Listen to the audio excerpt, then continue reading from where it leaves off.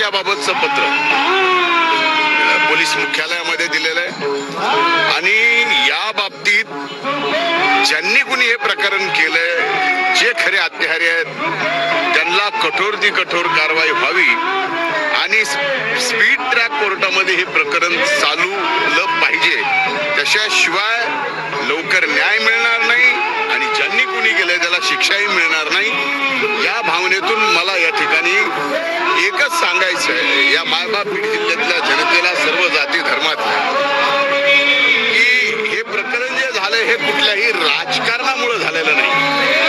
हे प्रकरण कामाच्या व्यवहारातून झालेलं प्रकरण आहे.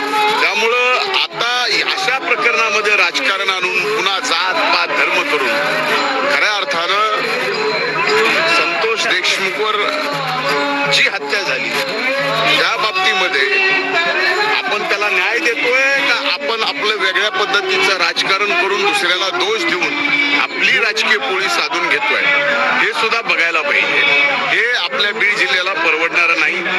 म्हणून माझी एकच भूमिका आहे आणि ती सुस्पष्ट आहे की काहीही झालं तरी जे संतोष देशमुखचे हत्यारे आहेत त्यांना कठोर शिक्षा झाली पाहिजे, फाशी झाली पाहिजे.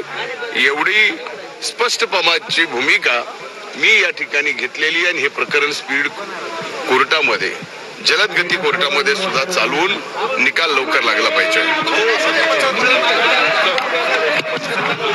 एक लक्षात घ्या, अमोल दुबेचं प्रकरण आहे, आणखीन एक प्रकरण आहे. या बाबतीत पोलिसांना मी अनेक दिवसापासून या ठिकाणी या सगळ्या प्रकरणं झालेली आहेत. त्यात अमोल दुबेचं असेल आणि